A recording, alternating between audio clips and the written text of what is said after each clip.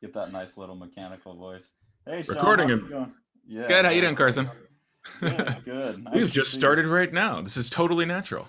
Yeah, I don't know if that shows up in the recording or not.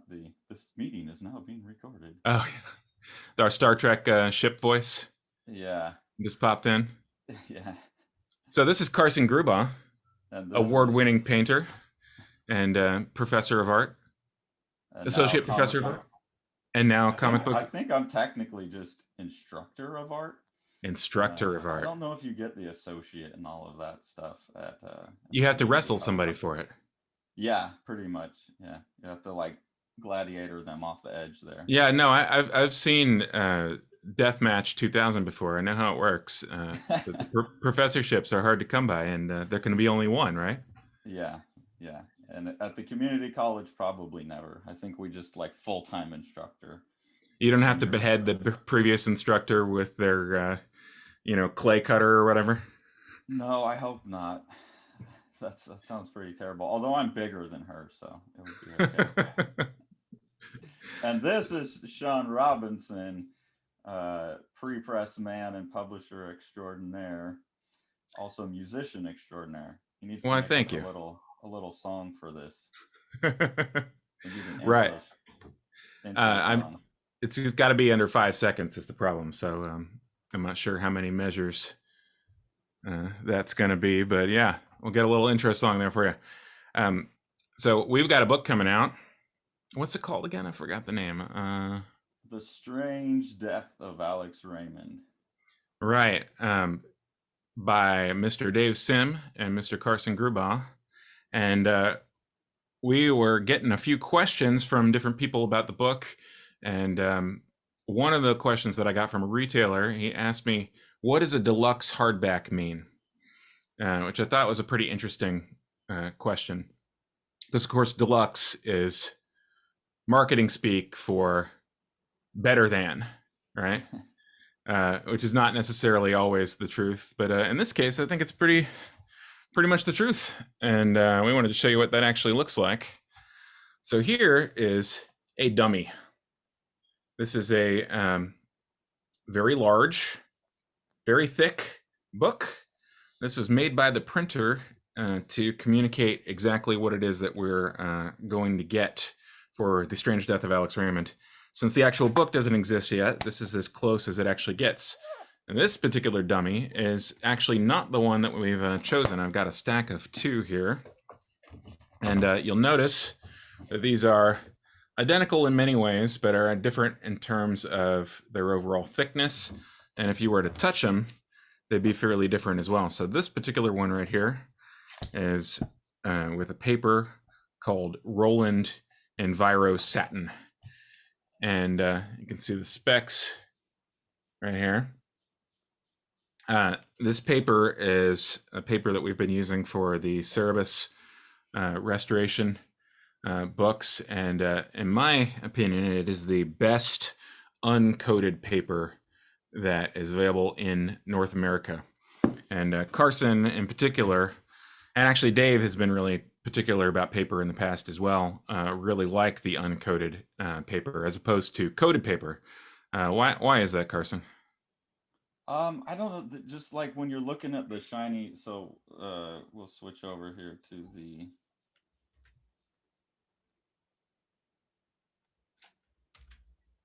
There we go. Switch over to the view here on the test edition that we did. This one was done on coated paper, yeah. Right. And so it's like a glossy paper. And when you're looking at the art, like you can see here, it's just got that glare on it. So the blacks, a lot of people like this, I think, because the blacks like look darker and the white's really bright. Um, I don't know, from like the standpoint of an artist, it doesn't look as much like the original art, I guess, is maybe the thing that me and Dave are Right. seeing. And it just gets a glare on it. And as someone who's, heavily involved in the fine arts too, you see a lot of old, yeah, like this page with the black, you can really see all that shine on it. So I'm willing to take a little bit of loss in like the black and white contrast to get that look of like a more of a print and that paper that you're using, you can also, I can see the ink like kind of right on top of it. So Right. it looks more like a old school like engraving or something like that, where you can really see the ink stick to the top of it. So I don't know. I just like that. I like the way the line comes up, and Yeah. you're I going think under living the line. Like the line looks more alive to me on those type of papers where it is up into my face. I think that that you're hitting on what Dave really likes about or dislikes about coated papers. So coated paper literally means paper that has some type of surface coat to it.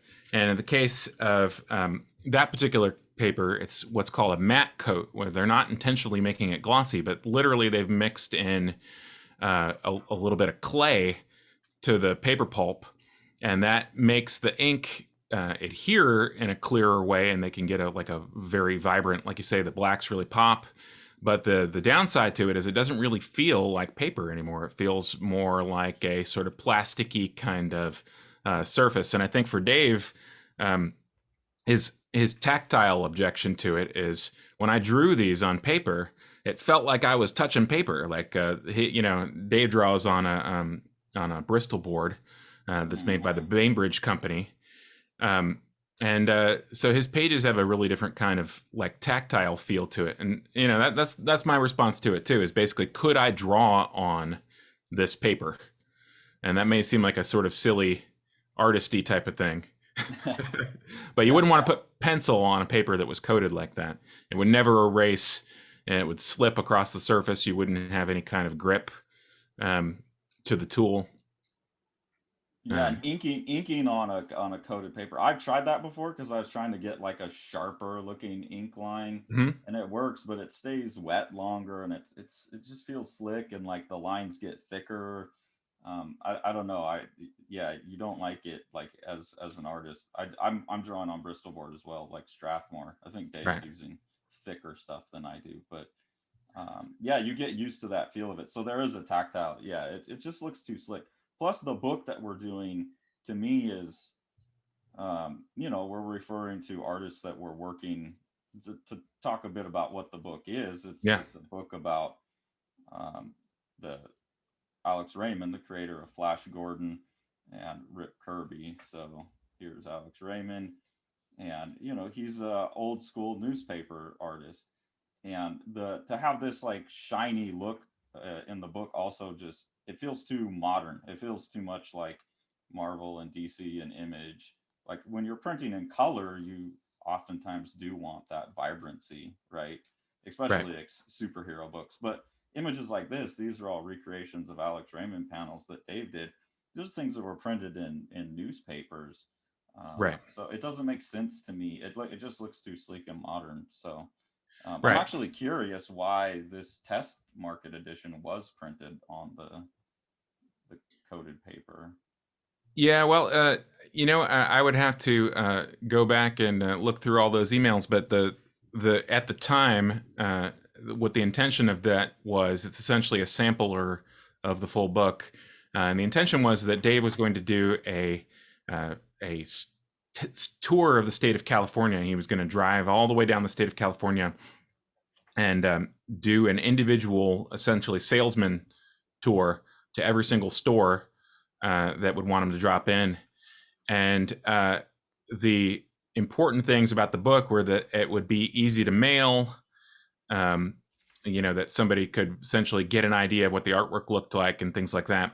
And I think that the paper consideration was a little bit more of a practical kind of thing, especially when it became clear that the actual tour wasn't going to happen. And basically it was just about fulfilling the obligation to the people who had already purchased the test market editions.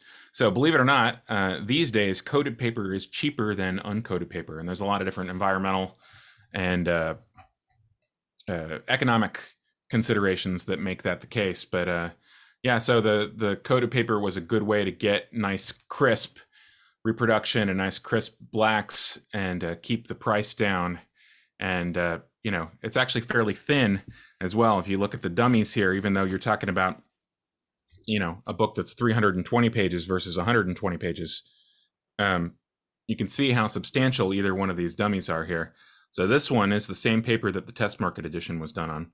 And this Okay. one here is the Roland Enviro Satin. So you're talking about something like half an inch or 3/4 of an inch difference with the thickness of the books. So, it's easier to ship. Everything about it was a little bit more of a straightforward kind of operation. But yeah, so we're putting this book out now, doing a solicitation through Diamond Comics, and then Diamond Book Distribution is distributing it through bookstores. And we're also doing a Kickstarter for a brief period of time. When we're recording this right now, I think the Kickstarter has about 16 days left. I'm hoping that people will get the book from, wherever their most comfortable location is. If you have a local comic store, I hope that you'll get it from your local comic store. If you have a local bookstore, independent bookstore, you can get it from there. If you live in Alabama, sorry, Carson, and your local bookstore doesn't particularly want to order something from you, you can possibly go to Amazon.com and take a look at some of the nice things that some nice people have said about the book ahead of time, and some sample pages there. But Why are these? The book's not in color, by the way, so this is odd. That's my promo graphic that just went up today. Yeah, why are these in color? The book's not in color. The books look like this. It's a black and white book, and that's part of the reason that paper is so important. But yeah, this and also this test market edition that we're showing. I'll switch back to the cover. Very different cover, yeah. This was the cover for the test market edition. That was designed by Dave for that purpose explicitly. This that you're seeing on the screen at Amazon here or Diamond. This is the cover to the full book, 320-page book, and we're printing it on the uncoated paper. Right. So, and the other thing I like about it is it feels heavier. Like when the page is too thin, I don't know, it just feels like the book doesn't feel like people who made it cared about it enough. Like it's just it's a kind of cheap paper. So something about heavier paper to me just feels like the person who did this thought it's like worth having something that's not going to rip. So yeah, like that heavier paper. We were talking about other books that we're going to discuss on this, and one of the ones that we're going to talk about possibly fairly soon is The Swamp, which is a just fantastic book that Drawn and Quarterly put out at the end of last year. Hold on, I'm looking to see if I can get my video back so I can see you again. There we go. Okay. So and you can get an idea of sort of the type of aesthetic in terms of the physical presentation. Although this is a very small book physically, which is appropriate for the size the original artwork was drawn at. It's just a beautifully put together book. You see the sewn binding. This is about the same thickness per page and a very similar type of paper. This is actually printed in China, and this is done on what's called wood-free, i.e. Pulpless paper, and this is made with bamboo, actually. But this is about the same thickness and approximately the same type of feel as the book that we're going to be producing at the end of in July. So the 80-pound paper is thick enough that you have only a little bit of show through, so you can get a nice dense black without a lot of the surface is nice and smooth, so you can get a nice dense black without a lot of fill in, but at the same time have that aesthetic experience of touching a paper that has a nice tactile response. Drawn and Quarterly does some beautiful books. This is one of my favorites from last year, and very similar in terms of the feel to the imagined full Strange Death of Alex Raymond, which is what I'm holding right here, the dummy for that.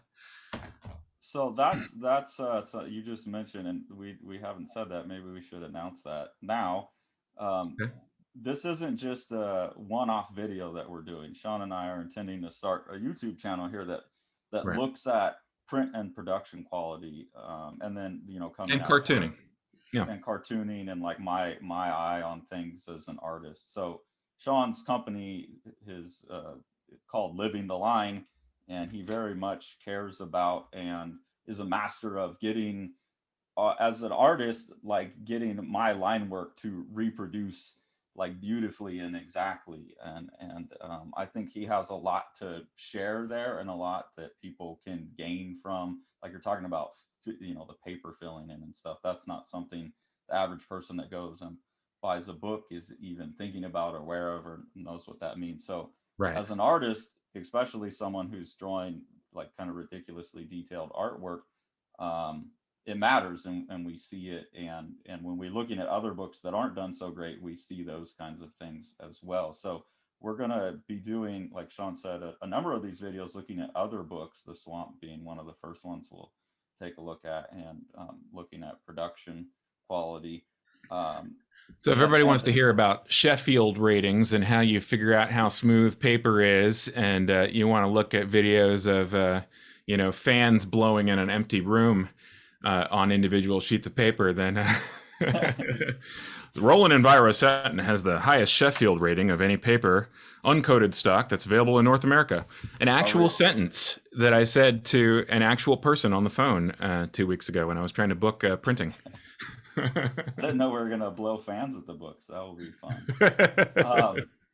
But I mean, one of the reasons, Sean, you can say why you got into that like aspect of it in just a second. But one of the reasons that so has become so important to me, and so important to us, and so important to Sean's company, Living the Line, his publishing company, is because that's so important to the story that Dave is telling about Alex Raymond, and part of the story there is the struggles he faced in having his beautifully delicate artwork reproduced, back in the 1950s when the technology wasn't as good. So we can't see it that great here, but I have some Right. examples we can look at on screen. But looking at, there's examples of how badly the artwork reproduced versus what the artwork actually should look like in the book.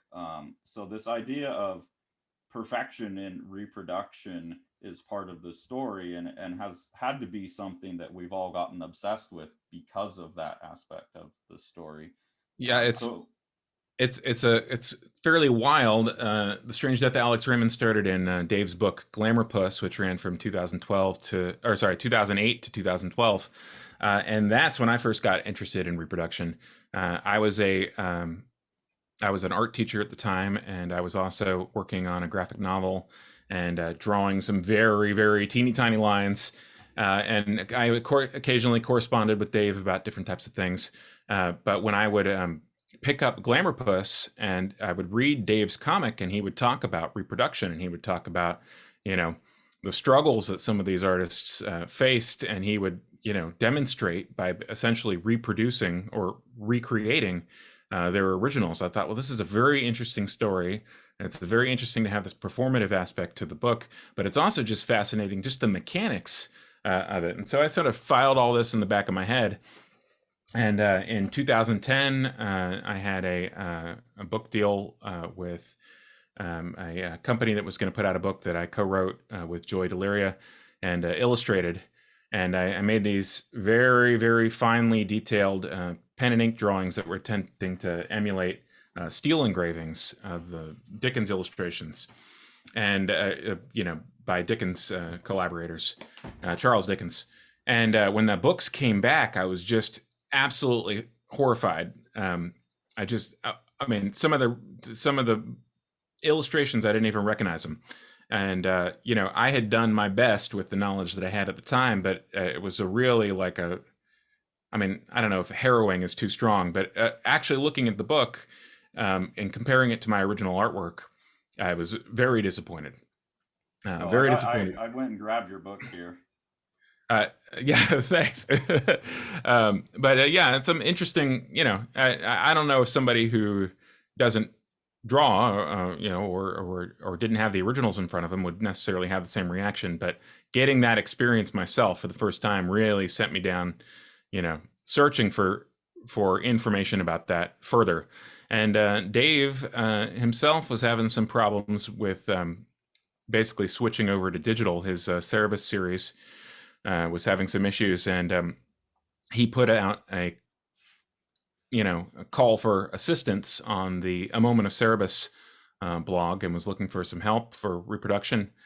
And I answered the call, and basically have been working on and off since 2014, helping Dave reproduce and improve the reproduction for the Cerebus books, and restoring each of those books every page from the best sources, which is 6,000 pages, which is a hell of a lot of work. I'm about 2/3 of the way, or more than 2/3 of the way through now. But you learn an awful lot about reproduction, and you kind of train your brain in a very interesting way. If you're already an artist who's worked with fine lines and fine things like that, you've already heightened your sensitivity to it. And then you spend several years of your life, restoring 4,500 or 5,000 pages, however many I've done now. You really start to see every single difference in a very different kind of way. And so, working on a book that's actually about that type of reproduction, and about essentially bringing drawings to life through fidelity to some imagined original, I mean, it just seemed like we got to just pour on the reproductive abilities here, and really make the image as close to the original as possible. Well, I think it's crazy too, because when I look at this, even as someone who's used to looking at this stuff, I think that it looks pretty good to me. So that's where it's like, I think it would be easy for people who haven't seen the original art. Like, this isn't a bad reproduction.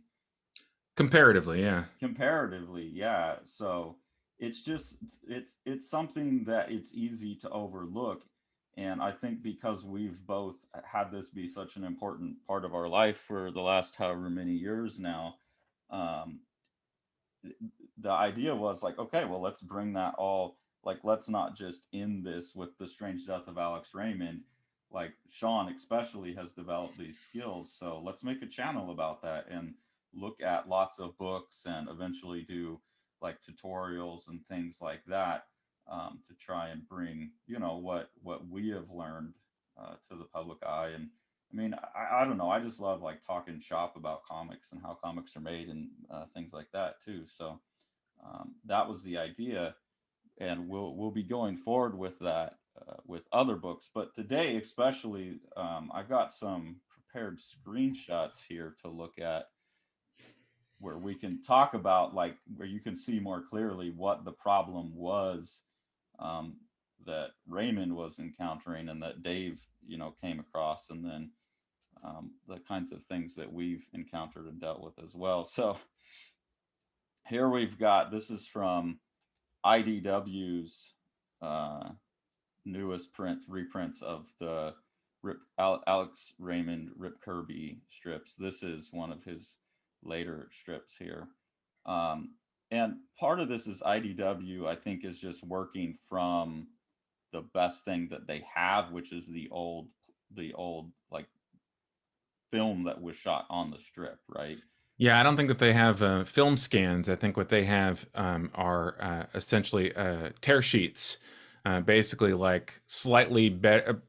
They would have been sent out to the local papers to reshoot from.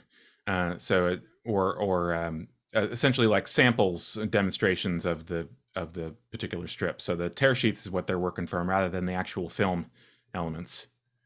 Yeah, so just pointing out ahead of time, this isn't like IDW does it. We're not like crapping on IDW for not knowing what they're doing here. Oh, it's no. just they're working with like bad materials, and these are the types of materials that the newspapers were producing. Yes.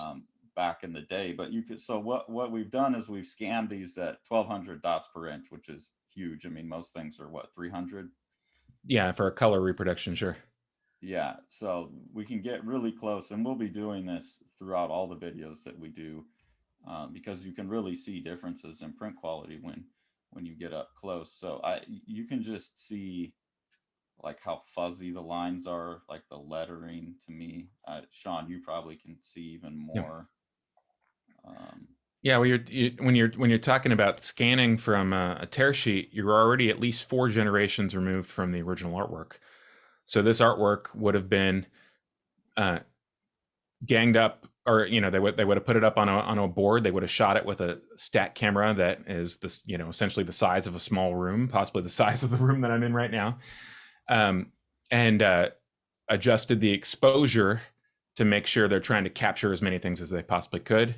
Those film elements then would have been developed and used to make a physical plate that then would have been impressed onto the page, the tear sheet.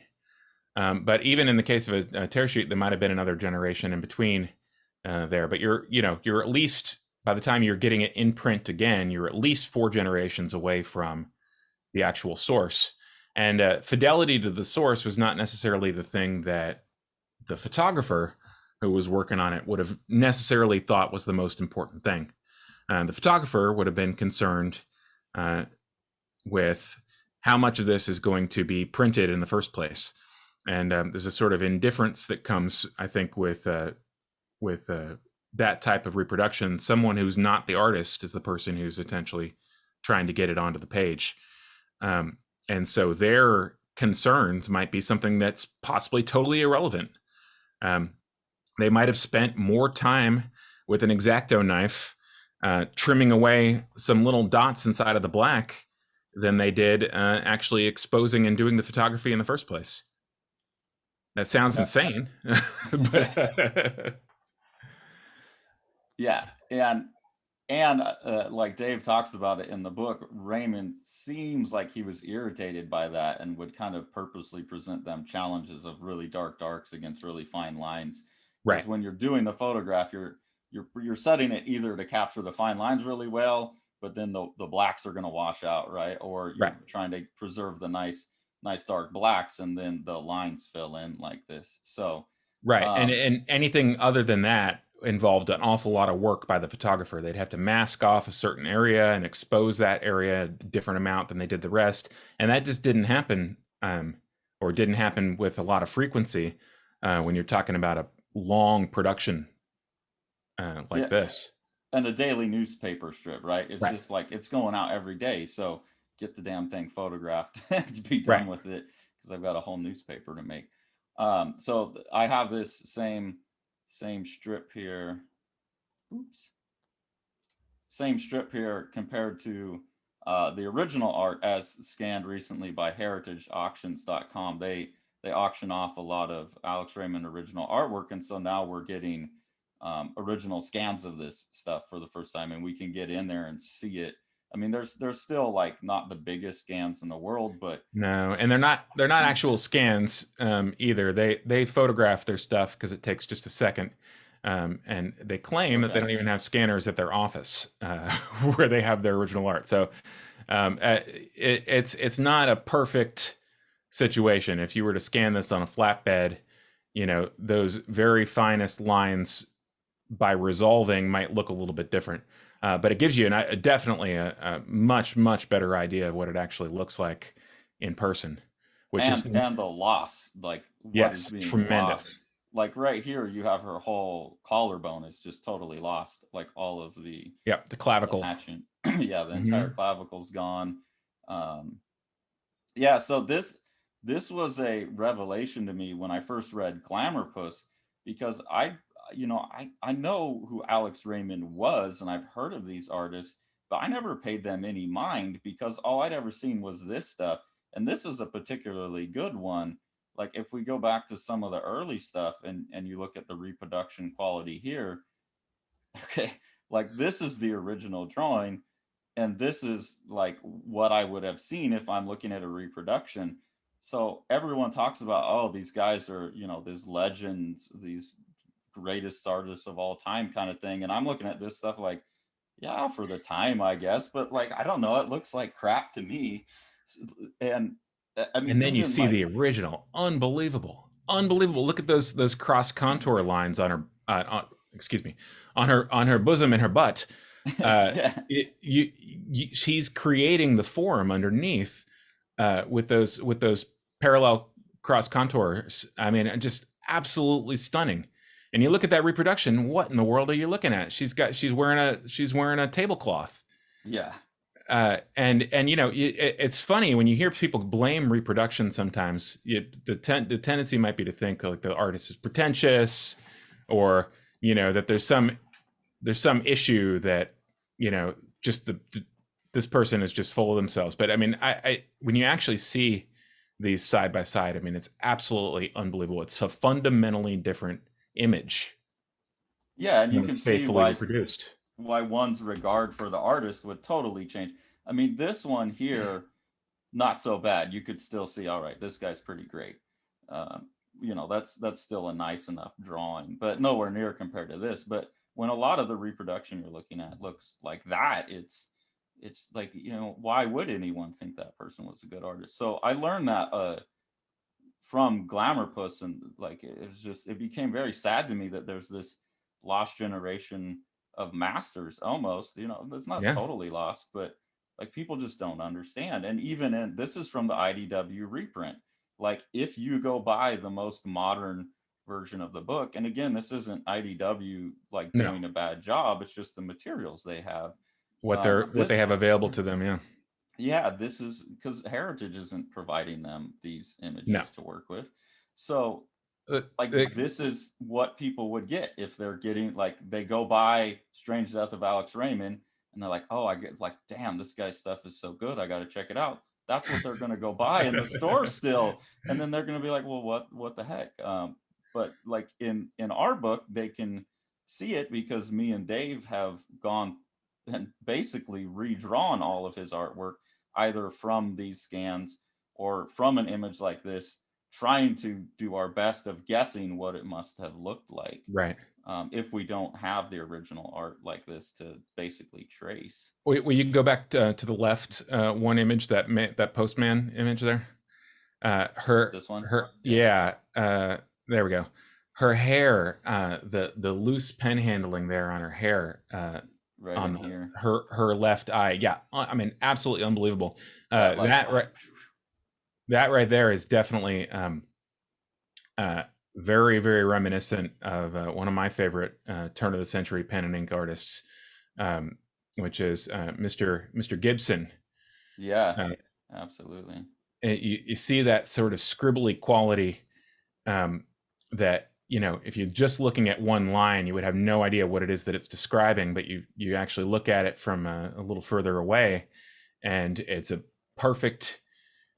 I mean, it's just gives it all to you. I mean, it's just unbelievable. And there's a certain randomness to the fill-in uh, that really just, I mean, it's almost like a, you know, marker Yeah, application. You know, part of that is like or what we were discussing is the resolution of the resolving power of the camera, but part of it is also just the generational loss. You sort of factor each of those things in individually, and you end up with that change right there. But yeah, look at that area of shadow too. You see how he's feathered the shadow of the interior of the box. over here, yeah. Yeah, and the feathering of the edge there is just totally gone. It's just a, you know, pure black. Yeah, we'll put this in like blue so we can. Yeah, Sean's talking about this area here. It's all hatched. Yeah, Yeah, it's all cross hatched and shaded. Like the whole glove, everything over here, totally lost. yeah, And the leather texture of the glove, just yeah, unbelievable. yeah. So And it's something that like the stamp, even the stamp has like details. It's become just a black blob. And yeah, if you've ever worked with like a pen nib too, like you start to realize how good this guy had to be to even make that loopy line. Like right, I can do that on my computer tablet pretty easy, but when you're working with the pen, it starts catching and flicking. And you know, I've tried to recreate, yeah, in trying to recreate Raymond's work, there's some of that like back and forth scribbly stuff he does that I've still never been able to, you know, practicing on this stuff for years now. It's really hard with the nib yeah. pens, and he I, does that sometimes with the brush too, which is even more astonishing. I think we'll talk about it some on the swamp. But if you've ever dug into new old stock auctions on eBay, They had an unbelievable amount of nibs available to them at the time because they were still routinely used in schools. And so you had a whole class of nib that's basically only available in Japan now, where the tip was fairly small, but it was rounded. And so you had a different kind of line quality that you could get that is very difficult to achieve with a sort of crow quill nib, where you essentially have a unidirectional option as the artist. Yeah, when we're talking about the nibs, I'm realizing too we should be more clear about some of the terminology just in case. Yeah, But sorry. the pin nibs, it's a holder like this, and then you have a this metallic thing that comes to a point. But here's a good image. You'll see that it splits in half like that. So what happens is the ink goes into. Let's see if I can get one from the other side. Yeah, this is a really good image here. So the ink goes into this reservoir here on the other side of this, and then it's this metal piece is split in half. So as you press down, the ink comes out thinner or thicker lines.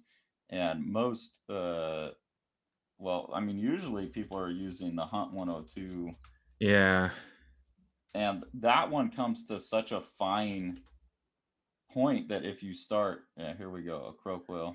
If this is your primary tool, it's incredibly influential on the lines that you make.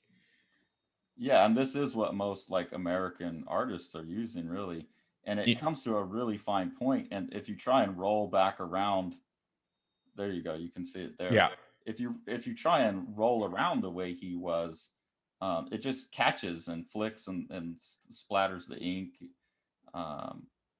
Yeah, that type of line would be nigh impossible with a crow quill style like a Hunt 102. But also a Hunt 102 wouldn't really want to make that kind of rapid thick to thin unless it was right at the end of its life anyway. Like you see here, yeah. Right. But whereas something like a Gillot nib that was intended for steel engraving could make those lines all day, and you could keep the same nib for hours and hours and hours of working. But the ones that are made now are just basically garbage. Sorry to tell you. Yeah, the Gillot 190, right? Let me see it. I don't recall the number. I've got boxes of these in the other room. Yeah, we've I think this is the one that Drake used, right? Yeah. Yeah. There you go. Or so there's the 290, 290, yeah. 290 and 291. So these are the modern ones have a blue sheen to them. The original ones have a gold or brass kind of patina to them, and most of the blue ones are garbage. You can buy a box of them, and you can go through 3 or 4 of them before you get one that will work for a while. And that, my friend, is a very, very sexy object. Yeah.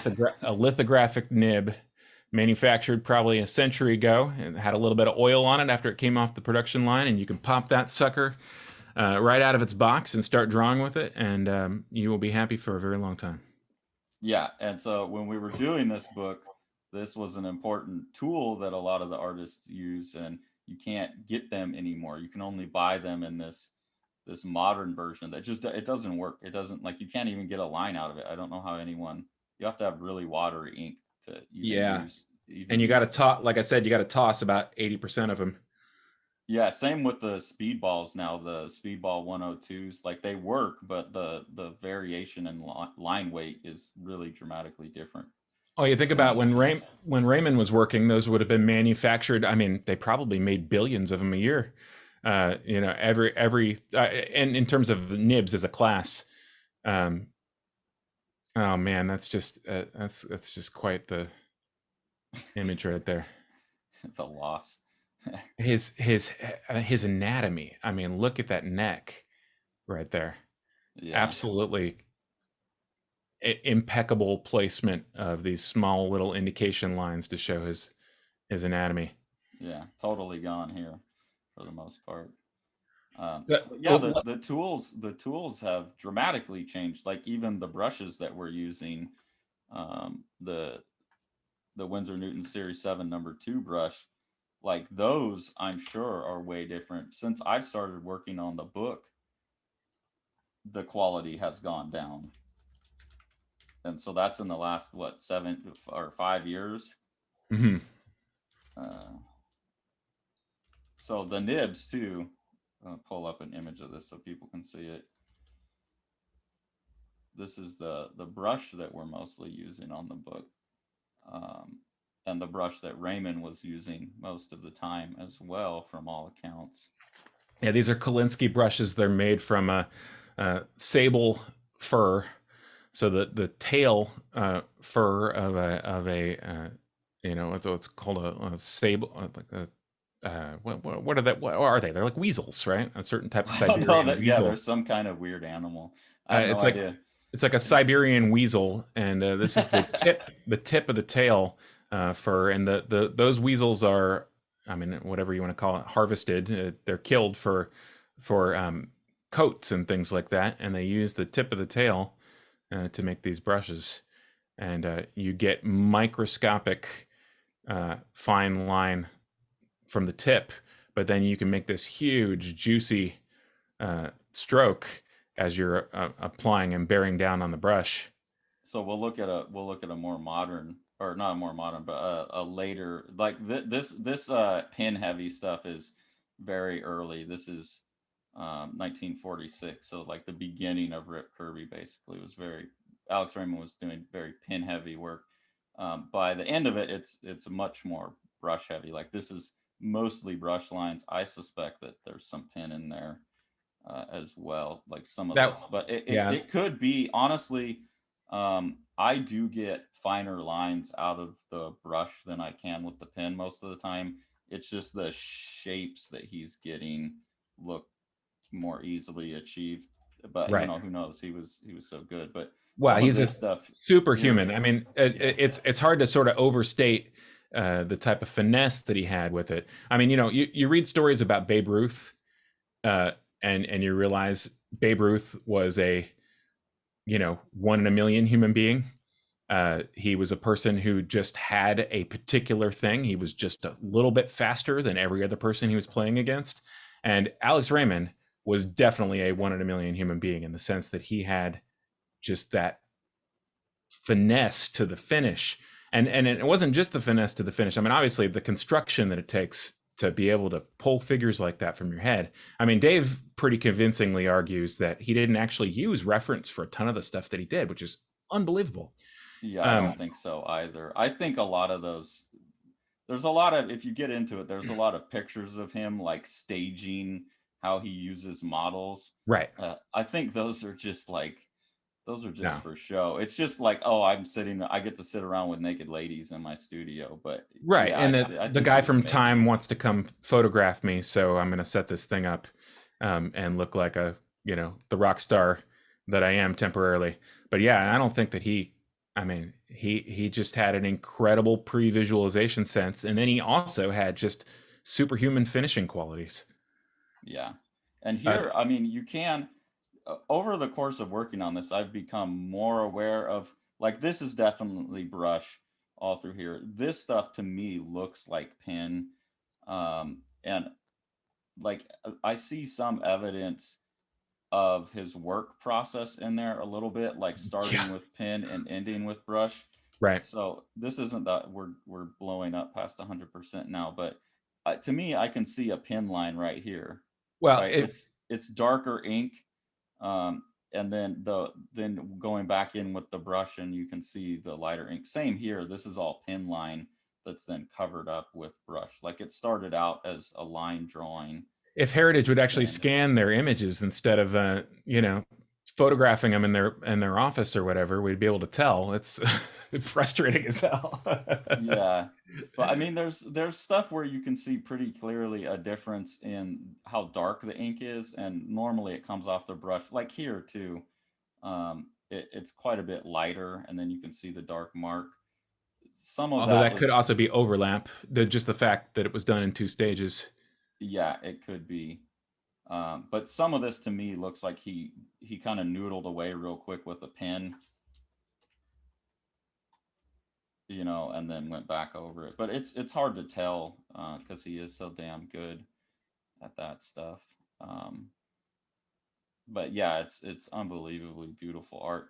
But we've had a hard time because the tools aren't as good either, or I don't know. I mean, maybe they Yeah. are, and we just suck. But it feels like the tools aren't as good. And even 5 or 6 years ago, when I started working on this project, I'd get, you know, 5 brushes, and they'd all be pretty good. I could use them for maybe 15 pages or so before the brush starts to lose its fineness.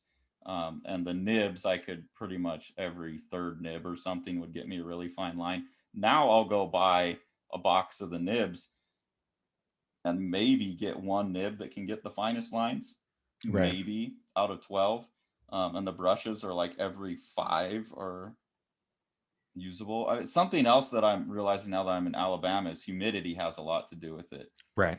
So the brushes work way better if you're in a humid environment and your ink stays wet. In California, where I had the air conditioning running and it was super dry, the ink was drying on my brushes every 5 minutes and absolutely demolishing my brushes. So Yeah, you're much better off getting those real small. You know, no point in buying refill bottles if you live in California.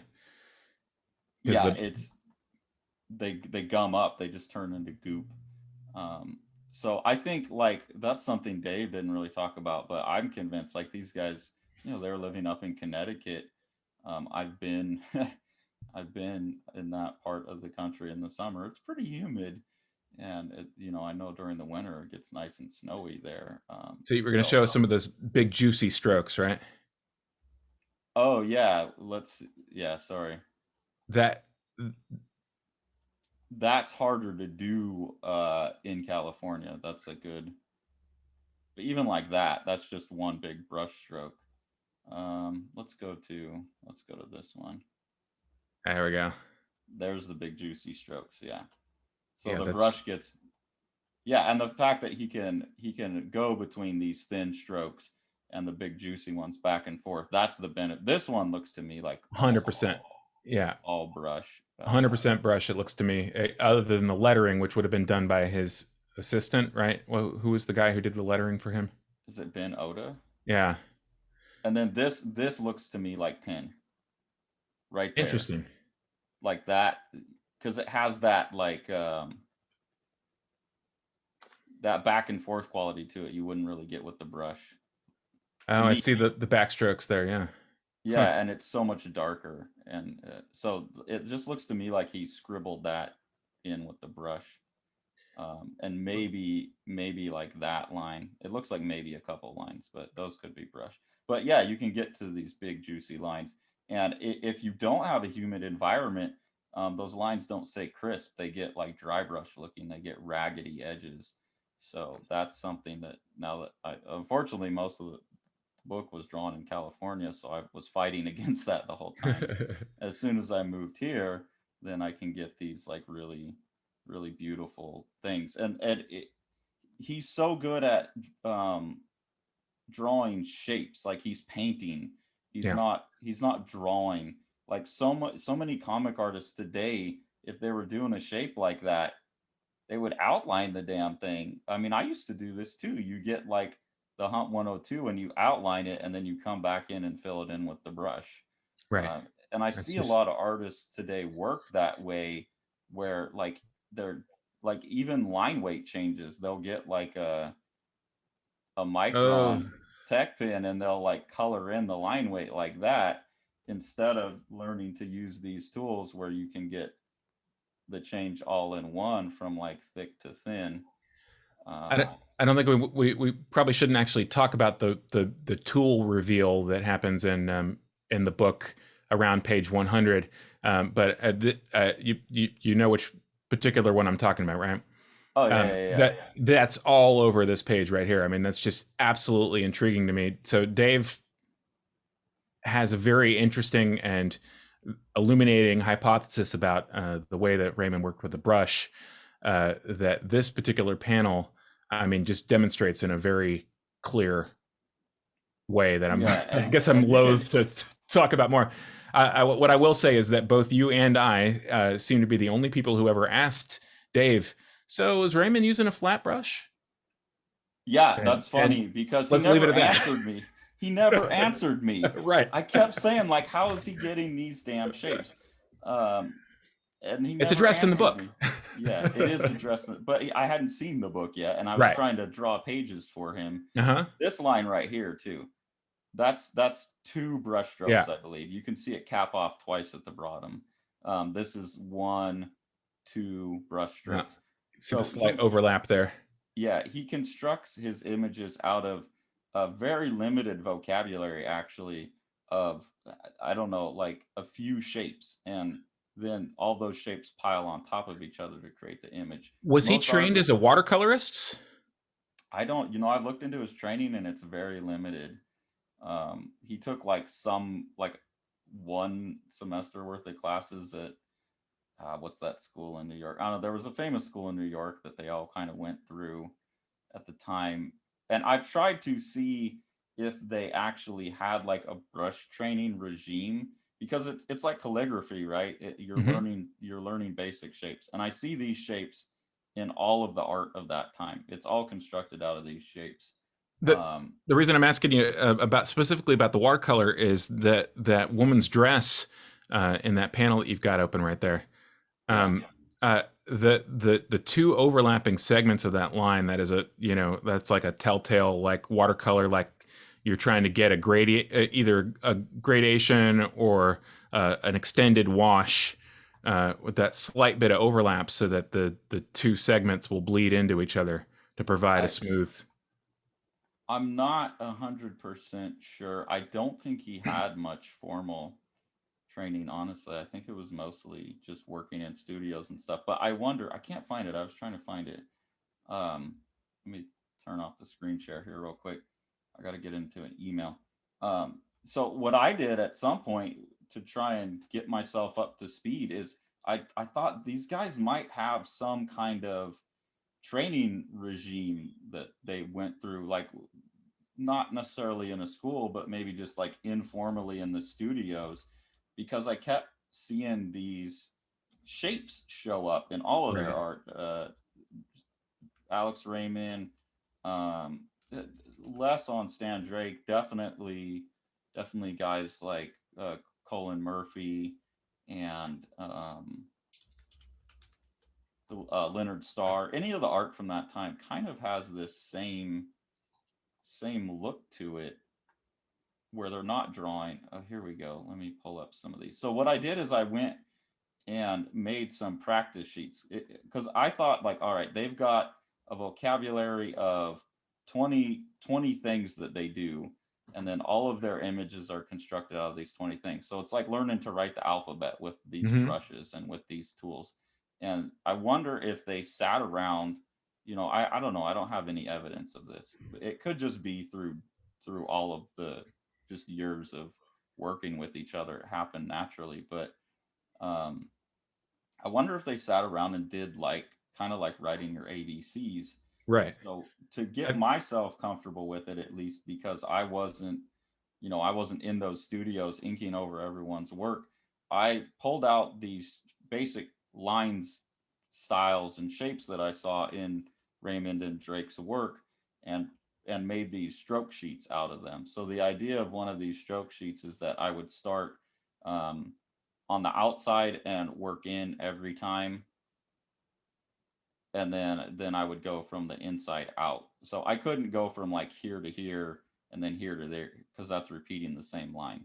I had right. to go from here to here and then there to there to try Right. and train my hand in every direction, because I don't think they were spinning the artwork much either. Like, you want to keep the artwork, um, you, Uh, you want to Have keep you? it facing towards yourself, so you can see how the thing is developing, right? Like, you see a lot of people now, especially inkers, when they're inking over someone else's work, um, they're just focused on the line quality, which is fine. I mean, these guys are focused on line quality too. But if you're also drawing most of the image, you kind of need to see what the finished state looks like, so you don't want to Right. be spinning it around.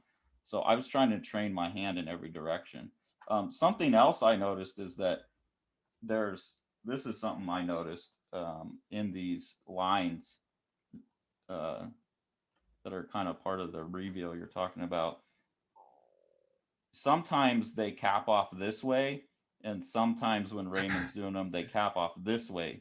And he seemed to have an instinct for, am I dragging my hand that way, or am I dragging my hand that way, based on what kind of tilt do I potentially want? And there's no way he was thinking about that every time. He had just practiced it enough that he knew, his mind just knew, I'll go that way or go that way. So I figured I got to get my hand being able to go every which way, and I made these stroke sheets.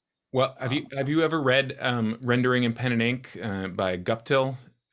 You showed me that. I haven't read it. Do they have a regimen like this? He has some ink exercises that he encourages you to do with both a nib and a brush, and they're not the exact ones that you're demonstrating here, but they're very similar in the sense that it's attempting to train the hand to make the similar type of shapes across every conceivable angle that you might want to.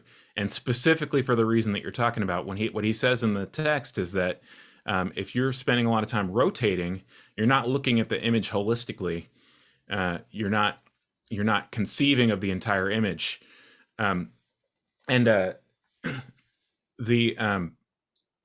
fact that he wrote that book in the 20s would be a pretty good indication to me that either that might be a source for that, or it was just sort of received wisdom. Maybe he heard from another instructor that he was sort of passing on. So even if those guys didn't necessarily get it from that source, there might be some other kind of mutual source of that type of exercise. Like illustration was just such a thing in the years before that, however, right. 50, 100 years before that, and up through like it kind of all starts dying off when Raymond dies, right? Because the reproduction quality of the newspapers is so bad, and Dave talks about that. Peanuts comes along, and it's like, why in the hell are you going to sit around doing this for? Some of these guys are doing. Raymond was only doing it he was only doing dailies, not a Sunday. But some of these guys are doing this for every day and a Sunday, which is like 3 days worth of work for decades. And like the amount of effort that goes into that is bananas. Right. So why would you sit around continuing to put in that work when it's going to reproduce like this? And then Peanuts is the best-selling one anyways. So even Stan Drake, you start to see like on Heart of Juliet Jones, he just starts hacking that strip out at some point, because he's doing Blondie as well. Like he takes over Blondie and Dagwood, and he's doing both strips at once, and like you just can't maintain that. Illustration kind of like those skills die eventually, but I'm really convinced that there was some kind of something like this that was going around. Let me grab the Guptill. Let me grab the Guptill and show it to you. Let's take a second. So this is something that I think maybe people who care about like drawing physically, we should get back to some kind of regimen like this with our brushes and with our pens. When I did these, I was trying them with pens and brushes. There's some of these marks that you can't make necessarily with a pen, like they get too thick. Let's see. So something like that, you would have to have a really flexible pen to make that one. And I'm sure people could start to recreate this digitally. I'm not the guy to do it, but with the right pen settings, you can maybe do it digitally. So as many of these as I could, I tried to do with the pen. Part of that is learning, like on this line here, both the pen and the brush, how do you get it to turn the corner and not like get all gunked up there or flick. So I took these to just start with how thin can you get? Can you control the thick to thin? Sean, we're getting some weird. Sorry. We're getting that weird hum from that cord. Yeah, my apologies. It's still humming. Okay. How about now? Yeah, well, okay, that's better. Let me pin your video here so they can see that book. Okay. Okay, there we go. Yeah, you've showed me this. I haven't gone through and read. This is a fantastic book. I would heartily recommend it. And he doesn't get into brush handling in this book. He has another, Guptill is a interesting guy, a commercial artist, but also a teacher. And he doesn't do a lot of with brush handling in the book, but there's several pen handling exercises that are very similar to what you're proposing. And he talks about different ways to create halftones and different recommendations against certain types of strokes. But And that's good there. He's showing like which direction to go in. and encouraging multiple angles for the same type of stroke. And Yeah. you can see some of the basic pen handling stuff right here. And yeah, it's interesting to try to do these exercises and also to try them with different types of tools, because every nib is not the same as the other, especially with the crow quill versus the rounded spoon nib that has the rounded tip to it. But yeah, And versus with a brush, like right, there's certain things like to do this stroke here with the brush is a very different thing than with the pen. With the brush, you have to really be almost like 90 degrees. So when you round the corner, the brush doesn't flatten out and get really thick, like right in that area. So your hand has to be 90 degrees. Same if you're drawing a circle, you got to keep it straight up and down. Whereas with the pen, you can be more angled. So there's just a lot of stuff like that when you're making a drawing, you don't want to be thinking about it, right? right. So you have to do practice, and it's something, a term I learned from a painter, Anthony Wachulis, who has really rigorous training programs. He calls it building automaticity. So you have to spend a lot of conscious effort. It's like when you're a kid learning your ABCs, you're spending a lot of time thinking, oh, this is an A, that's a B, and you just sit there and you write the letters over and over again, and you're basically training. I don't even want to say muscle memory, but just like you're you're doing a lot of conscious effort so that eventually it becomes unconscious effort, and then your brain is free to focus on higher level concerns, which is the drawing concerns. Like, I'm not worried about, oh, is my line going to cap off this way or this way, but like I'm drawing a cheek, Right. and then your brain automatically subconsciously picks the right line for the cheek. Like, this is beautiful, right? You can get like perfect little triangles with the flick of the brush, you know. And that's a very basic shape. And then trying to get these so I built up from like the simple line, just can I get a really thin line, to can I get these like crazy lines here, these back and forth kind of lines. And those are still very, very difficult. I find And those very difficult. you sometimes Uh, get somebody who has internalized a certain type of stroke so much that becomes the overriding visual uh, marking of their work, even across mediums, or whether or not it's appropriate to the particular style that they're looking for. I think about somebody like Charles Burns, whose hatching is so distinctive that you can just tell all that feathering, yeah. that, yeah, the feather technique. Or Jim Woodring is another good example. He's got a sort of uh, he has a sort of very characteristic meander Mhm. to his horizontal hatching. Robert Crumb. Yeah, Moebius. Mm-hmm. There's a space too, like this, certain people get a certain space, like some people. So that's a good, we can jump over to mine. Look, before we do though, look at that. That's a brushstroke for sure. Let's talk about meandering, just woo, woo, Yeah, woo, like that's insane. But that's good because we can jump over to then some scan, and this is Stan Drake on hair, like that's come on.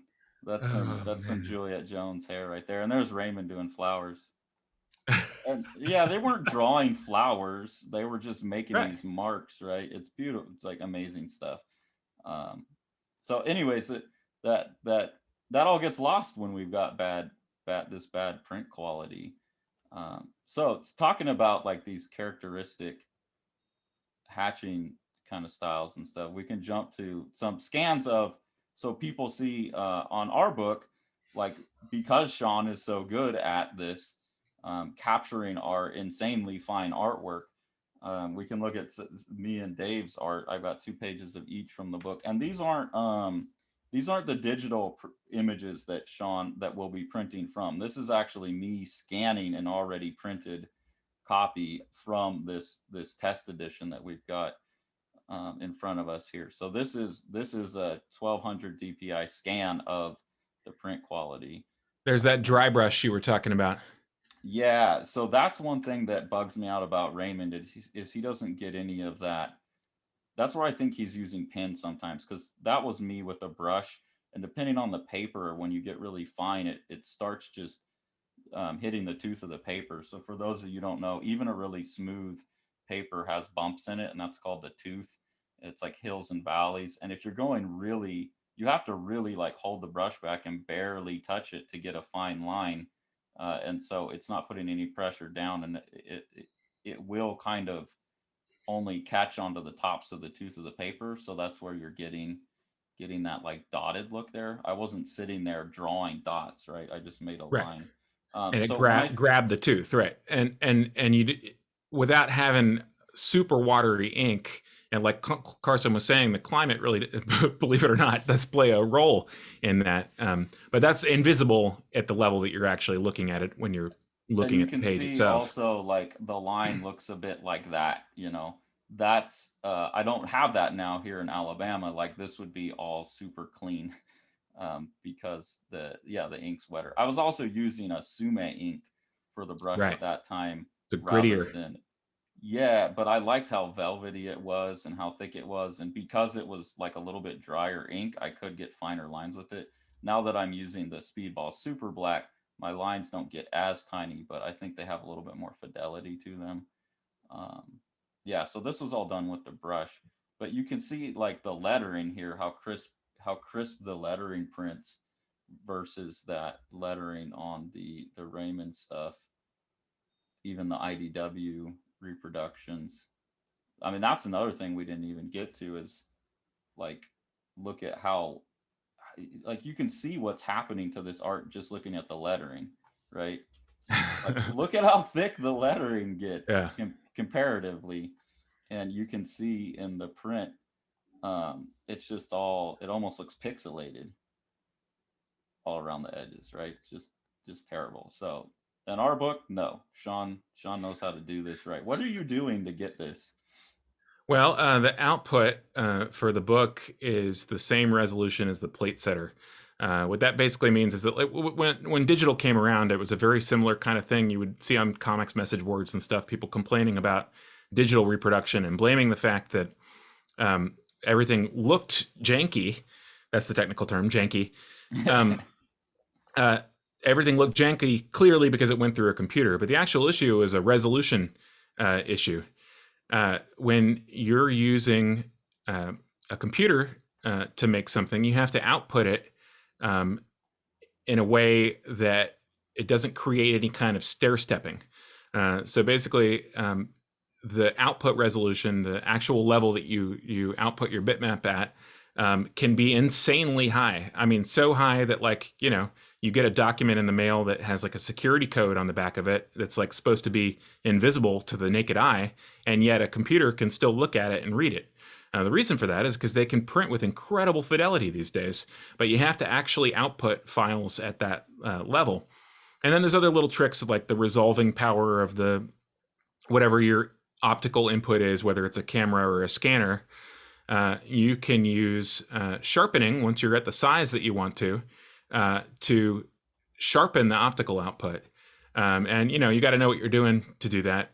But if you between those two things, basically cameras and scanners being so much sharper, and the ability to output at an insanely high resolution and not half-toning anything, you can get, I mean, absolutely insane printing if you're working with a good printer who's willing to follow, your directions and not tell you that something is, not how it's done.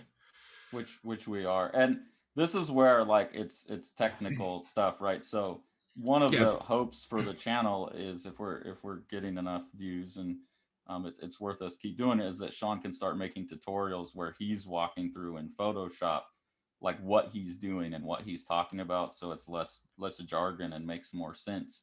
Yeah. Like stair stepping, I don't know what that is. I'll be like, okay, I trust you, Well, man. but basically, like if you would imagine, so when I say resolution, what I mean is how fine a grain do we have? And stair stepping, if you think about it, like imagine like a block. Let's say you had 4 pixels to represent an image, right? Only four little squares for an entire image. If your image was just a box that was perfectly in your upper left-hand corner, you could do it, even though you only had 4 pixels of resolving resolution. You could still do it. But if you had to try to make a line, it wouldn't. I'm explaining this in a horrible way without actually being able to do it. Stair stepping is basically when you can visibly see pixels in an image, like and that. yeah, exactly. So what I'm the doing angle. here is what I'm doing here, just so people can see, is I'm actually I'm changing the resolution of the photo, right? Like Yeah, I'm purposely making a really bad resolution. So now it's like, 1/8 of an inch is all just one thing. right. So I'm So purposely creating that stair step. when you look at something like that, would you put it back again? Yeah. Go ahead and make it a bitmap. Go up to image, yeah, image mode. Mode adjustment. Whoop, whoop, whoop. Sorry, I got these lights in my face. Mode bitmap. Oh, I needed grayscale first. There we go. Come on, mouse. Okay, go ahead and make it 300 pixels per inch. So this would be a typical resolution for something that. You want a halftone screen on it? No, put it 50% threshold. Okay. So if this was this is a turning it into a low resolution bitmap. Now 300 pixels per inch would be fine if it's going to be half-toned, if it's a color image. But for a bitmap, it's fairly horrendous. So look at the line of her face right there. You see how that angle is captured absolutely horrendously by the low resolution. And everything. Like, well, but see, not everything. If you had a totally straight up and down line, it would look the same as a high resolution. Oh yeah, but I mean, any of these lines are curved, so right. But that's the whole point. So the resolving power also depends on the thinness, and the angle of the image. So stair stepping is easier to see on curves. Now, by the way, once you train yourself to see this, you're going to drive yourself crazy. Yeah, so many books that I tell Sean all the time, and this is the reason I wanted to do this channel. Like, working with Sean, there's things that I've seen that, like, I would think are perfectly beautiful prints, but now I've been trained to see this stuff, and I'll see books that, like, pretty much everyone else in the world is going to say is a beautiful book, and I'm like, oh my god, everything's pixelated. Also, because drawing this book, I've honed my eyes to such a small amount of detail.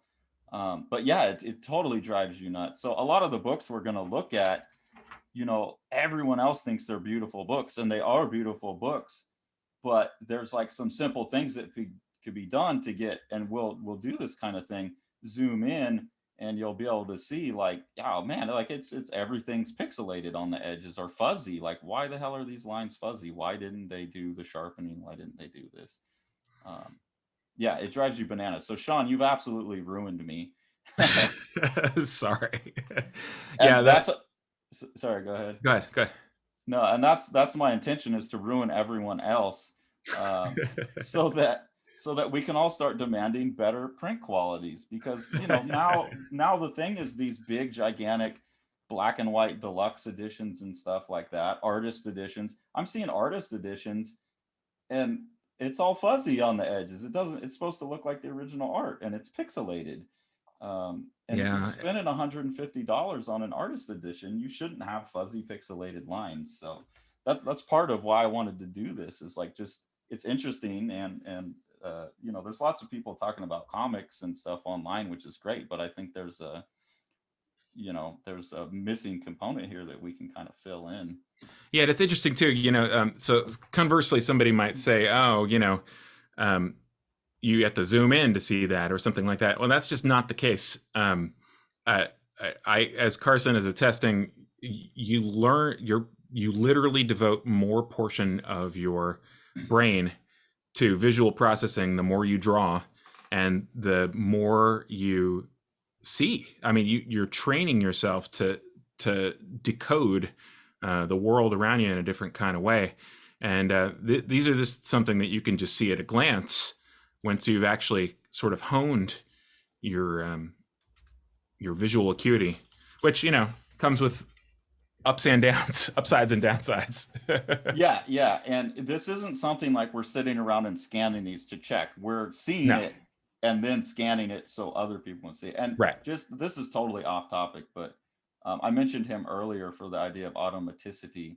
Yeah, The painter that I'm talking about, Anthony Wachulis, he is probably the most acute eye I know, and this can be an example to people of how finely tuned a human eye can be. This guy sits around and paints like by hand, will paint dollar bills. And I own one of his pieces actually. Um, so when you see these things in person, and I've seen a number of them, it looks like a real dollar bill. It doesn't look like a photograph of a dollar bill. It looks like a real dollar bill. This guy, that visual acuity that Sean's talking about, he has trained himself to see so much, and we're all kind of capable of that. But I would recommend anyone go check out his work. There was one I was trying to get to here. he's a great teacher too, and a very interesting philosopher. Is that too strong a word? Do you think? No, yeah, philosopher works of like visual. Uh huh. Yeah, he's an amazing teacher, and yeah, in terms of writing about real, I mean that the salt and stuff is crazy. And he kind of, from what I've seen, he paints like a printer. Like he'll like go instead of painting this part and then this part because they're different colors, he'll just come back to that later. So yeah, he talks so much about how you train those different parts of your brain. So anyways, yeah, a little bit off topic there, but it is a power that you can train, most Right. definitely. And Sean and I have spent a long time because of this book training this, and I don't know, it's something we'd like to share. So something else talking about, well, this was the reason I got this page. Well, and just like this is probably about the size it was drawn at too. People aren't getting a sense of like when we're talking about how small the lines are, like maybe drawn about that big. Right. So when we're zooming in like this, it's not like I was drawing it this big. This was the page where I finally felt like I got to the fineness of line that Dave was asking for, because I remember very specifically working on this eyeball right here, and I was putting in I was putting in all of this hatching right here. And I remember just seeing the eye getting darker. I was creating grays, but I couldn't see the line anymore. Like I was just kind of aware of where I became aware of where the tip of the brush was to get the fine line. Um, and I thought, oh God. And so when we scanned it in, I was like, oh, wow, there's actually lines there. And then went to see Sean reproduce all of that, was real impressive. Then you're talking about people's different characteristic hand, Right. and I was talking about even like the difference between like Moebius and Crumb sometimes just has to do with whether they're spacing their lines like this or like that, and Right. different people kind of have a different natural spacing that they do, and it's something you can learn to think about and control. But and Woodring, you're talking about Jim Woodring, they all have like a characteristic space between each mark, and that's really interesting too, because there was one of the things I was most excited about in this book, when I first read it, was these pages by Dave, where there's like these insane firework effects going on.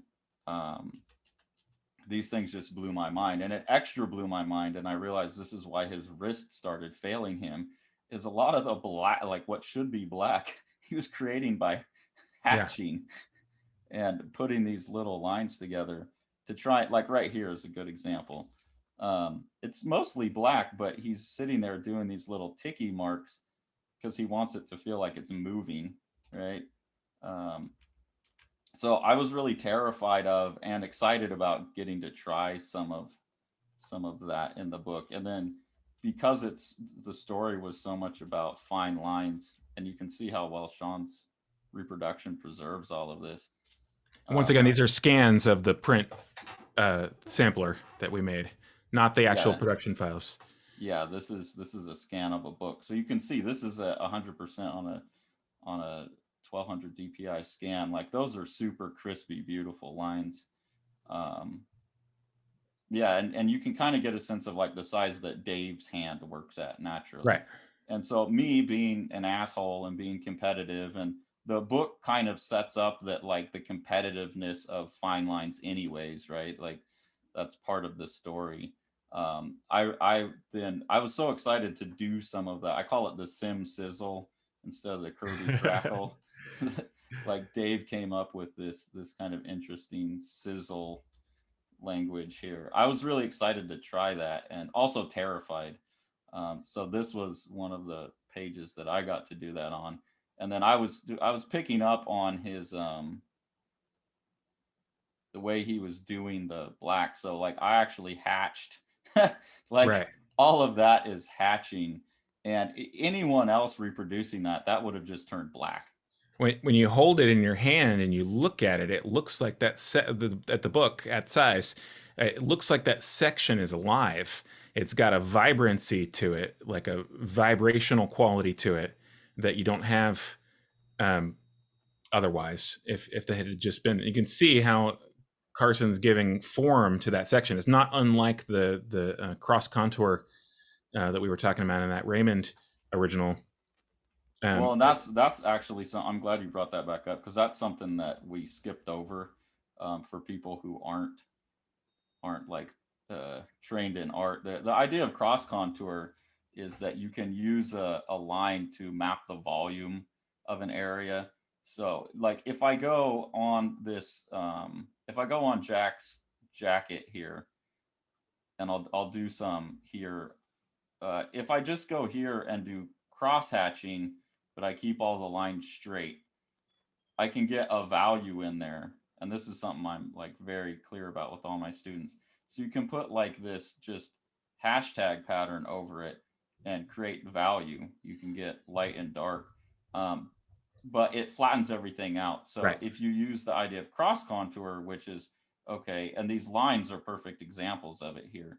These lines move and map the volume. So it's like having a globe, and if you just put straight lines, it's going to look like a waffle. If you put right, I mean it looks flat. That's great. If you put cross contour lines on it, yeah, this is where like this is what I actually do for a living. Is I'm an art instructor at a community college, so I always have to be describing these things. If you put the cross contour lines on it, you can see the roundness of it. So you're literally creating a map of the volume. You're creating a volumetric map. And then if you throw some variation to the thickness of the line in there, you have lighting as well. Or just like stacking them closer together and further apart, right? Right. So I call that, and this is cross contour technically, cross hatching or hatching. And then cross hatching is when you have like things going in more than one direction. And you can do cross hatching, like I said, without the cross contour concept applied there.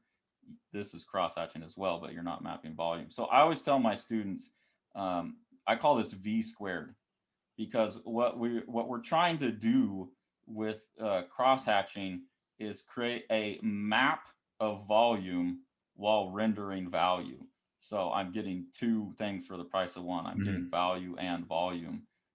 And when you're trying to draw realistically, you're trying to draw a three-dimensional, you're working in 2 dimensions on the flat plane of the paper. but you're trying to get the illusion that something is three-dimensional. So you're losing a dimension, and when you can get one thing, a line, to create two things, value and volume, at the same time, then you can start to, you're killing two birds with one stone, and you can start to reestablish, and that's what will make an image feel three-dimensional and realistic, like and by realistic I mean present, like it feels like you can grab onto it almost. Is that concept of v squared, value and volume at the same time, using the volumetric mapping to create a rendering of value. So that when Sean's talking about cross contour, that's what he's talking about. And sometimes like here, it's just implying motion, right? It's not necessarily showing a three-dimensional form. Like Dave, that's the genius of what Dave did here that then I picked up on, is he's showing motion. Some of this is just value. He's not showing motion as much, but it's like all here you can see he's moving, curving, so it creates this like roiling, like boiling tension. Some of it's just lighting effects, but a lot of it like here. And I think Dave was actually smart. Like in my attempt to go smaller than Dave, um, it like at print size, it's a little bit harder to see the motion. So like Dave spent more years drawing comics and knowing how it's going to shrink.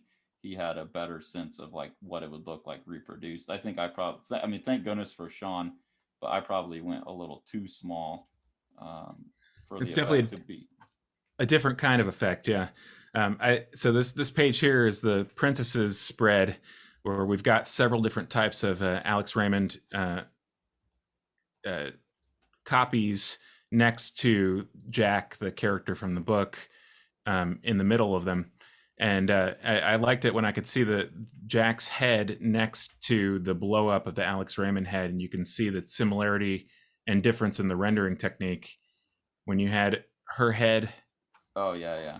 Um, And so this is what Sean's talking about when you have line weight variation instead of cross hatching, you can just have variation in line weight. That's like a more of an old etching technique, so like a Gustave Doré or something like right. that. What it's a wood engraving especially, and Yeah. they use special engraving tools that made that kind of shape very easy, and they could actually tilt the tool rather than use pressure to create the variation. Changes in line weight. So when we're talking about line weight, we're just talking about going from thin to thick. Yeah. And this is from Flash Gordon. So at this point, Raymond's doing a lot more of that feathered. This is a feathered line where it has the variation. He's doing a lot more of that feathered line, to represent variations in value, not so much cross hatching. Like, so there's a lot of that feathering in the Flash Gordon stuff. Yeah, you'll see it here too. And that's, again, it's a really good way to show roundness. So you'll see he's always like wrapping, like, this is the roundness of her ribs here, Right. and he's picking up on that in the hatching. So I'm doing some of that as well, but then we're doing like straight up cross hatching just to get like a value. But you'll see I purposely change, like these lines are going this way and these ones tilt a little bit more because the shirt's a little bit more tilted. So Mm-hmm. something like I'm very aware of. But yeah, this is really good. And then when you get to like Rip Kirby, he kind of gets rid of this In the later effect. stuff, especially, yeah. Yeah, and something. Okay, so this is, we're gonna go really deep now, but why not? Like that's what these kind of channels are for, right? Super nerds. Um, something. Okay, actually, Jack has it on her. This is really good. So this is a good example right here. I noticed, because before I got on this book, I tended to draw like this. And this is a very like Brian Boland thing to do, right? Like you'll come to the edge of a form and you make these little ticks. Yeah, and this is very Hal Foster. Right. So that's where that comes from. And this is, Dave talks about that at some point. Raymond starts kind of aping Hal Foster more. And that's a very Hal Foster, Brian Boland type of thing to do. Then in Rip Kirby, he starts doing more of this. So instead of rounding around the form, he starts to stack them like along the edge of the form. And that confused me for a while. I wondered because and Dave was always in Cerebus. He always did this cross contour type of thing, which he's getting from Barry Smith too, right? Like Mm-hmm. most comics have this because, and this is why superheroes have gloves too, right? You put a Right. cross contour on it, and all of a sudden it's going to look like the weird Spider-Man poses are going to make more sense. So that's very big. When I started looking at Al Williamson and Alex Raymond and all those guys, I noticed that instead of coming along the edge, they tend to do this thing here, Hmm. where it goes like that instead of like that. And I thought, you know, and I was always doing this, and I thought that was like the best thing you could be doing because of the roundness. But Hmm. they almost always, and like along the chin here, my old inclination would have been more Right. to do that. And I noticed that like these guys were doing this thing. And I thought, well, what in the hell is that about? Um, the best I could come up with, and the way I'm trying to use it now in my art, is that because we have binocular vision, we kind of see around the side of an object a little Hmm. bit. Mm-hmm. So a contour line, like this is a contour line, it's capturing an edge, right? And if you just put one line, and Barry Windsor Smith kind of does this too, he'll kind of stack two lines right next to each other sometimes. There will be like a stack of lines, but really close like that. Um, it flattens it out. That's very much just like an outline, and then good contour lines will like break up. I don't know, maybe this is something we could talk about more later. Oh, like right here is a good example. Like this doesn't glue in, and this is something I'm going to complain about in a lot of the art that we look at. Like a lot of people close these off all the time, and this is something I fight against too. They'll glue these in. It's like everything has to touch. They don't leave any gaps, and that actually ruins the three dimensions of it. With the gap, you're implying like the line disappears, which implies that it's like a Right. visual metaphor for this disappearing back behind here. Well, it It also doesn't it doesn't provide go touch here and then head that way. It goes back here. it has an implication of backlighting or rim lighting too.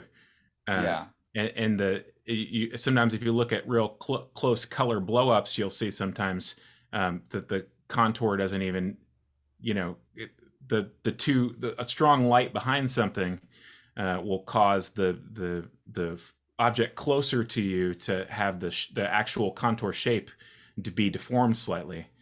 I mean, it seems like to me that that's part of what's happening is almost like a rim light, like a light that's leaking around the object. Yeah, we'll look at some of Dave's work too here.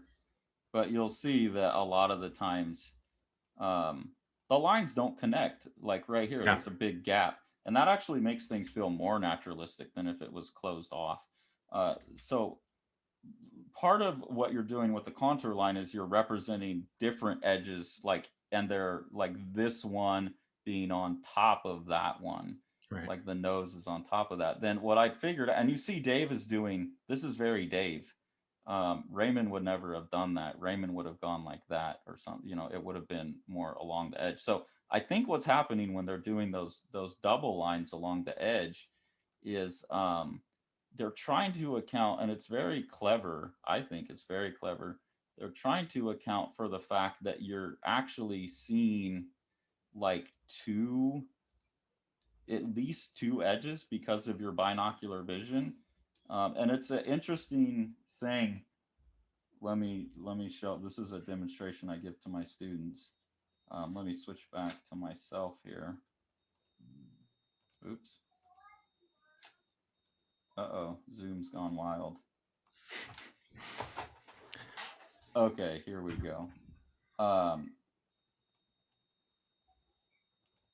it's a very interesting thing to realize how much you can actually see around an object. So it works better in person because on a screen you only have the one camera. But with Right. binocular eyes, if you have someone stand in front of you and put their finger there and then trace around until you no longer see, like Right. right there is where you can no longer see the finger touching, and then look at where that's actually at on the arm. I'll do it here. And if you do this with binocular vision, you'll get to like here, and then you turn around, it's like, Yeah. I'm actually on the other side of the arm, right? Like like that's where I quit seeing the finger touching is totally on the other side. So we tend to think, well, I'm seeing the front and the back, but I'm actually seeing around almost all the way to the back anyways. And even on camera, that almost worked. So I think what they were doing with those lines, and the reason I started incorporating it, and I thought it was more sophisticated actually than, I mean, still using the cross contour lines, but I think those lines are showing the fact of the edge slowly disappearing away from you around the object. I don't know why that princess page is not showing up now. Something happened with that. It's like just picking up whatever the last image I looked at was. So I don't know if there's any of that in this page, but you see that a lot. They do that actually. Yeah, they do that with the fabric a lot too. Instead of like wrapping around the fabric, they'll kind of go, if this would be the edge, they'll come along it like this. And I think that's what they're doing. I think they're trying to accommodate for the fact, like here on the back, you know, instead of going around it like this, I'm showing the edge falling away from you progressively. And I think that's what Raymond did. And I think maybe that's what he realized, because once I saw it, I was like, oh, that's way more elegant. I wish I could get back to that princess page, because those are where we have actual, well, I mean, here's some Raymond stuff too. This is Dave recreating Raymond. So that's worth looking at too. What is going on with my Photoshop? Something went janky here.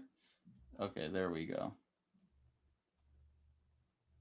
So this is Dave recreating Raymond. This is more brushy stuff, but you'll see that kind of thing there. Here he's doing the more Hal Foster, Ryan Boland thing right there. I guess it's in the later work that he starts doing that thing I'm talking about. Right there, you get it on the hand. It's showing like the edge falling back from there. That's nice. Anyways, yeah, I know, and right there on the cheap. That's something that I picked up on, and it stumped me for quite a while. But yeah, you'll see Dave actually is more likely to do the kind of cross contour. He's doing that less on the cheek. Oh, and the reason I got this page is realizing how crazy, like, talk about why this book needs the kind of reproduction that we've got. Like, again, this is an 11 by 17 piece of artwork, so it's probably drawn at that size. And I don't know, I probably read this page a couple times before I realized how much Dave actually drew. These shards here are actually like panels within panels. Shards of glass reflecting the primary scene that you've seen. And on the left there, this is reflected again here. Yeah. And this page is also a reflection of the previous page. This is, when you were looking at the close-up, this is a distortion of the image that you see flat on an earlier page. And yeah, so you see this particular image, it's already been distorted, reflected and refracted in each of the little shards of glass that are like little inset panels, crossing over Dave's right arm. And then like flipping upside down because of the physics of the light, like reflecting from here and then up through there. And yeah, like this piece repeating down here, and that's refracting Dave. This is refracting Dave's face here. This is, yeah, it's crazy. Yeah, there's crazy stuff like this in this book. I don't think I've ever seen layouts like this before. And I'm hoping that people will pick up the book and will be able to see it for themselves in person. But in the meanwhile, we're going to make a few more videos for you guys, and I hope that people will tell us what it is that you got out of this, and what you'd like to see more of, and hopefully what you'd like to see less of too. If you want to see more of the lovely music studio behind me right now, or would you you'd like me to move a camera into a location where you can see a billion books behind me? That's the YouTube porn, man. You got to show yourself. Right. So what do you think, Carson? You got some final thoughts for us here? Uh, well, I hope people like the thing is like we can zoom in and around all day on the screen Right. anyways, but that's already lowering the resolution, right? Like that's something that people should understand when they're watching these videos too, is as much as we zoom in, the screen's only at 72 dots per inch, right? Something like Um, that. Yeah. yeah, so this book is very specifically meant to be seen in print. I mean, you can read it just fine on a digital, but you're not getting the experience. It has to be seen There's a in print. visceral quality to it. Like Yeah, you're holding holding the originals in your hand, except reduced. It's a, you know, meant for print. yeah. So, anyways, thanks, Sean. I'm excited that you're willing to do this. I thought you were gonna be like, man, I don't have time for this. But I think especially as we start getting into hopefully we can see you where you can get access to Photoshop too, Yeah. so you can Yeah. show That's us some of the adjusting techniques and stuff you're doing, sure. and then Yeah. some of the reproduction things that you've run into with Cerebus, and I think it'll be interesting. But yeah, definitely like let us know what you would like from the channel. Anyone who's watching this, what you're interested in, what you feel like you've seen other people cover on YouTube already. Like I don't want to step on toes of people who already do comic book analysis channels. So if you're watching another channel, you're like, yeah, we've heard this kind of stuff before, but we want more of this. Like I would love to hear that kind of stuff. Yeah. Let us know. Yeah, and Strange Death of Alex Raymond, we got it on Kickstarter right now. You can also get it on the Amazons. I think we even saw it on Target, and you can order. Briefly. Yeah, you can order it from your local comic book shop or bookstore. So definitely check out the book. Thanks for sitting through this long ass videos with us, and we both got life to get to. Sean's got kids with goopy eyeballs and no pants or something like that. It's true. It's all true. Thanks, guys. Thanks. Hope you have a good one.